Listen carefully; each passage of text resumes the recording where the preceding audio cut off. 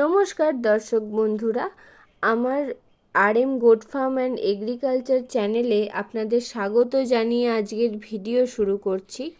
আজ আমি আপনাদের ছাগলের খাবারের খরচ কমানোর একটি বিকল্প উপায় বলবো। আমার ফার্মের ছাগলদের এটি খাইয়ে লাভও পেয়েছি এবং ছাগলের প্রোটিনের ঘাটতিও দূর হয়েছে এবং সবথেকে বড় কথা, ছাগলগুলো খেতেও খুব পছন্দ করে। এবার বলি খাবারটা কি। খাবারটা হলো সাইলেজ।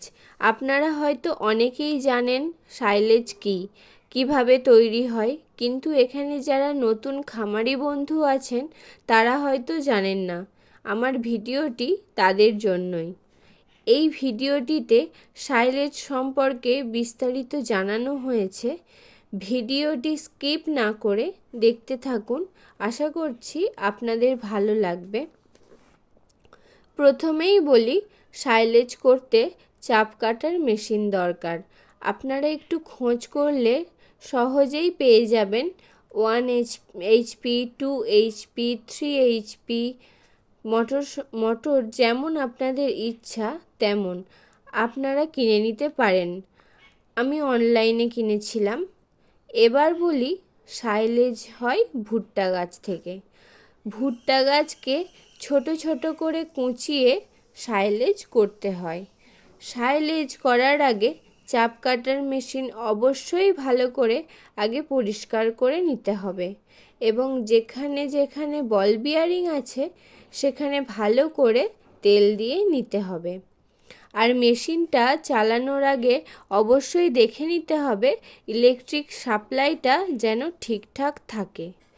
এবার বলি সাইলেজ কেন খাওয়াই আমি। সাইলেজ এমন একটি পুষ্টিকর খাদ্য যেটা খাওয়ালে ছাগলের সহজে পেটও ভরে এবং ছাগল খুব ভালো খায়ও। আগেকার দিনে কি হতো, ছাগল পালন করতো শুধু খড়, খোল, ভুসি, গমের গুঁড়ো, ভুট্টার গুঁড়ো এইসব দিয়ে। সেটা এখন করতে গেলে সেটা খুবই ব্যয়বহুল। এখন অত্যন্ত জিনিসের দাম বেড়ে গেছে, তাই বিকল্প হিসাবে আমরা বেছে নিয়েছি এখন সাইলেজটাকে। সাইলেজটাকে ছাগলের সুষম খাদ্যও বলা যেতে পারে।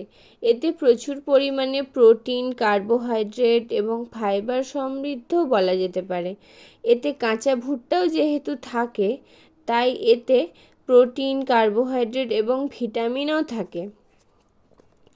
ভুট্টা গাছ কাটার আগে চাষ করার ব্যাপারে একটু বলে রাখি। ভুট্টা গাছ চাষ করার জন্য জমিটা ট্রাক্টর দিয়ে ভালো করে চষে নিতে হবে, দিয়ে ভুট্টার দানাগুলো ছড়িয়ে দিতে হবে। সেটাকে জল দিয়ে জমিটা পুরো ডুবিয়ে দিতে হবে। জল দিয়ে ডুবিয়ে দেওয়ার 3-4 দিনের মধ্যেই ভুট্টা চারা বেরিয়ে যাবে এবং এই চারা গাছ থেকে সম্পূর্ণ গাছ তৈরি হতে এবং তাতে ভুট্টা আসতে মোটামুটি 2 মাস টাইম লাগে। 2 মাসের মধ্যে গাছটা কেটে সাইলেজের জন্য তৈরি করে নিতে পারবেন। তো বন্ধুরা, এবার আসুন সাইলেজ কিভাবে তৈরি করতে হয় সমস্ত ভিডিওটি আপনাদের সামনে তুলে ধরেছি। এই দেখুন, চাপ কাটার মেশিনের মাধ্যমে কিভাবে ভুট্টা গাছ কুঁচোচ্ছি। এভাবে একটা দিক দিয়ে ভুট্টা গাছ দেওয়ার পরে আরেক দিক দিয়ে কুঁচিয়ে বেরিয়ে যাচ্ছে। এবার এই কুঁচানো ভুট্টা গাছগুলিতে সাইলেজ কালচার মেশাবো। সাইলেজ কালচার যেভাবে তৈরি করেছি সেটা হলো, একটি বালতিতে 15 লিটার জল নিয়েছিলাম। তাতে 1.5 কিলো মতো চিটে গুড় এবং 50 গ্রাম মতো সাইলেজ কালচার দিয়ে মিশিয়ে নিয়েছি। এবার এই মিশ্রণটি ভালোভাবে এই কোঁচানো ভুট্টা গাছগুলোতে ভালো মিশিয়ে দিতে হবে। এবার একজনকে এই ড্রামের ভিতরে ঢুকে প্যাকেটের মধ্যে ভুট্টা গাছগুলিকে ঠেসে ঠেসে চেপে চেপে ঢোকাতে হবে, যাতে ভিতরে একদম হাওয়া না থাকে, সব হাওয়া যেন বেরিয়ে যায়। দেখুন কিভাবে প্যাকেট বন্দি করা হচ্ছে। এইভাবে চেপে চেপে ঢোকানোর কারণ হলো যাতে সমস্ত হাওয়া বেরিয়ে যায়। তাতে কি হয়, কোনো রকম ছত্রাক জন্ম নিতে পারে না এবং এতে যেহেতু কালচার মেশানো আছে সেটা ছত্রাককে সহজেই আটকে দেয় এবং সাইলেজটা ভালো থাকে, অনেক দিন পচবে না সহজেই।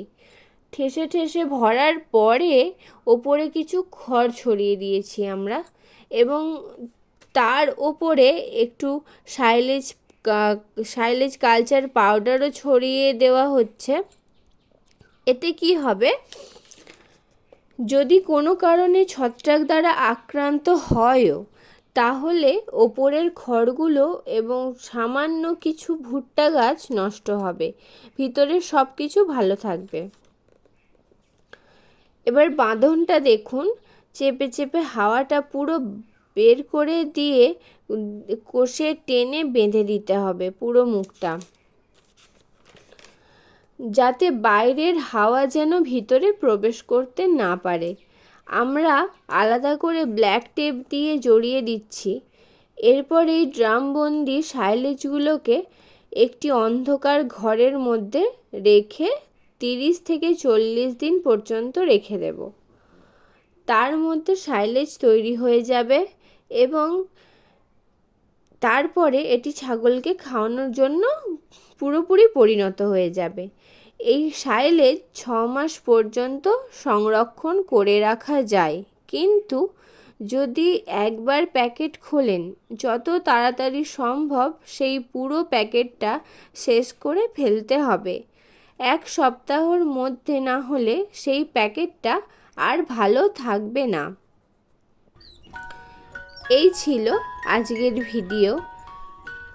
সাইলেজ সম্পর্কে আরও কিছু জানার থাকলে অবশ্যই কমেন্ট বক্সে কমেন্ট করবেন এবং ভিডিওটি যদি ভালো লাগে বন্ধুরা অবশ্যই একটি লাইক করে দেবেন, সাবস্ক্রাইব করে দেবেন আরও নতুন ভিডিও পেতে এবং পাশে থাকা বেল আইকনটি প্রেস করে দেবেন। ধন্যবাদ বন্ধুরা, আবার আসবো অন্য ভিডিও নিয়ে।